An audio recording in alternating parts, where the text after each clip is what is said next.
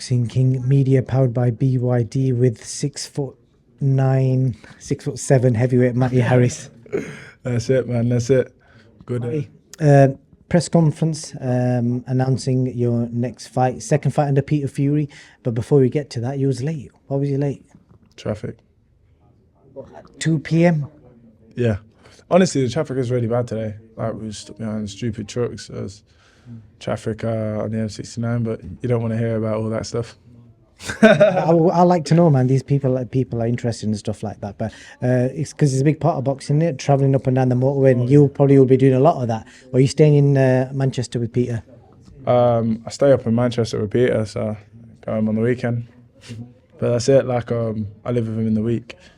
Pushes me through my paces, sends me back on the weekend. But to be honest, we spar in every Friday at Max's and all that kind of stuff. Like, it's not just you go home and rest. We'll have stuff to do. So yeah.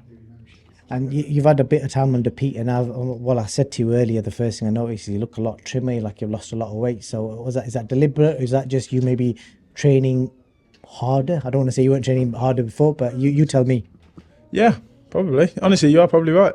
Probably training a little bit harder. My weight is always between 18 and a half and 19 something. But I think my weight's still around there. I'm just in better shape. Do you know what I mean? I just feel good. As I said, I've probably just trimmed down the fat, built a bit more muscle, ready to go. I've got to ask you, why wasn't you training harder before? As a young heavyweight wanting to make it, because somebody may learn something of this, some other young heavyweight. No, that's a good point. I don't know, sometimes you can, especially when there's no fight dates and whatnot, you can kind of just start ticking over. Do you know what I mean? You can just get a bit stale. But as I said, all of that changed. I had a few conversations, and as I said, I go in there, I give it everything. It's not just that, it's the recovery aspect of it as well now that we've probably geared up on. Like, it's probably the wrong word for it. but we've taken it up a notch, you know what I mean?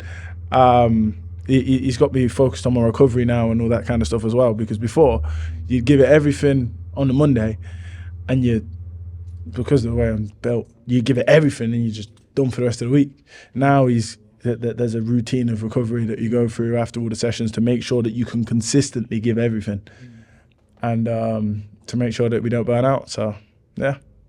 That's a good insight. That I'm just curious. Have you felt obviously when you started off new with Peter, there must have been days maybe I don't know whether he was giving it 100%, but have you felt Peter's wrath? Because I know Peter's like a no-nonsense guy. So if you're not giving him 110%, he's going to let you know. Just curious to explain the bollockings if you've had any. Do you know what it is? Even when I've been with, like, even since I've been with Peter, you always have to give it 110%. Like, but as I said, like, if you do something wrong or whatnot, as you said, you know, as well as he will happily tell you about it. He's not very shy. Don't mince his words. But he gives out praise when you're doing good as well. So it swings both ways. You know what I mean? What was it like as a 6 foot plus heavyweight getting told off, like, you know, you're not doing this right, doing that right? Just want to get into your head. Listen, you say Peter's 6 foot plus as well. He's not a small bloke. You know what I mean? But yeah, now. Listen, I understand that he knows more about this than I do. So my job, and as I said, he's my trainer. It's my job to listen to him. Otherwise, what are we doing? Do you know what I mean? I appreciate he probably knows a bit. He knows more than I do. So as I said, if I didn't listen to him when he told me X and Y, then as I say, I may as well train by myself in his gym. What's the biggest thing you picked up from? Because I remember seeing you at, might have been Wembley. Was it Wembley where you had that viral knockout, the uppercut? Was it Wembley? Newcastle. Was it Newcastle? Almost Newcastle, similar sort of stadium, arena. Yeah. So you had that viral knockout there. Then you obviously suffered a knockout loss yourself. So just tell me, kind of outside the ring, how was it? You kind of tasted the highs of everyone jumping on your back, but obviously when that happened, what was it like? What's the biggest thing you learned from them two situations? I didn't just have one good knockout win. But that's the one that sticks to my mind. That was unreal, you know what I mean? No, I know what you mean. But I didn't get splattered when I lost. Anyone could say I lost because I wasn't fit. I didn't get stretched out on my back. You know what I mean? It's fair. Anyone sees that, can see that you just physically looked exhausted. Oh yeah, I was dead on my feet. But we didn't. It's no secret. I mean, didn't do hardly anywhere near enough. But I didn't train hard enough for it. We'll just leave it at that. Yeah. And there was problems and whatnot, but it is what it is. One thing I learned was, if you're not ready, you shouldn't fight. That's probably the most simplest and best advice to any young fighter coming up. If you're not ready, don't fight, because that is what can happen. Yeah, absolutely. I wasn't ready. I'd been told by not just me, but my team that I shouldn't have I should, in the lead up to it, that I shouldn't fight because things weren't right. Maybe in me, I'm stone-headed. I said, fuck that. Sorry. I said I was confident in myself, stubborn, and obviously wrong. So I got beat. But yeah, I wasn't making the right decisions, and that's why I ended up losing. So as I said, if you learn one thing from that is, if you're not ready, don't fight. Or you should always be ready. That's the other lesson you can take from it. But actually no, because as I said, things happen around and whatnot. But yeah, if we're not ready to fight, and that's something that Peter's made no bones about. Every time you see me turn up here, it's because he's allowed me to fight. Forget everything else.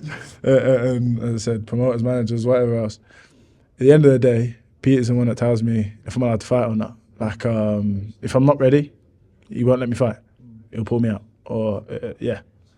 So, if I'm here, it's because he believes in me. That's good. Well, I'll end it on a positive, because I wanted to just give people watching this bit of an insight into what you've probably been through. But it's good to see that you've learnt from the lesson. That's why you sat here. You're looking trim and you're looking in good shape, and nice time to show fans, what you're really about and what this new Marty Harris is like under Peter Fury. That's it. I've got my sharpness back. Last time I was just a bit. Sharpness, was that? Sharpness, sorry. Yeah, you sounded like Peter. You're talking like Peter Fury. That's it. I've spent too much time with him, man. But yeah, like I'm not only training, you end up talking like it. Into him, yeah. But now I'm very sharp. I'm fit, feeling strong. As I said last time out, things were sloppy, and I was fit, but I wasn't I wasn't sharp at all. Went in there and got the win. But yeah, ready to go. Honestly, we've gone away, we've put in the work. I'm feeling very good. I'm feeling very confident about going out there on Friday, putting on a big show. But yeah, like you said, coming off the back of a loss, it was hard. It's hard. It's a hard game. You know what I mean? It's difficult, but I'm also very mentally resilient and stubborn. So it's like with anything. The key to success is consistency. And after that fight, I promised myself that I would never let that happen again. Of course, at any point you can get, as a fighter, you get clipped with a freak shot or whatever else. But I would do everything in my power to make sure that I was ready and I was fit, and there would not be any excuses. I wouldn't have anyone else to blame but myself. But as I said, for why I shouldn't get to where I'm supposed to go. Before that, it's easy to say I'd gone 4 for 4 first round knockouts. You know what I mean? It's easy to kind of get ahead of yourself. And yeah, didn't fall over in the first round and I gassed out, you know what I mean? So yeah, as I said, young, and it's not just me, you can ask any fighter, coming back from especially your first loss, it's difficult, but as I said, we've made the improvements, we've made the adjustments, and I promised myself I would never let that happen again. So I'd do everything within my power to make sure that I come away with a win. I hope your promise comes true, mate. I always enjoy talking to you, Matty, and yeah, all the best. I look forward to seeing you in action on Friday night. Spot on. Thank you very much. Appreciate it.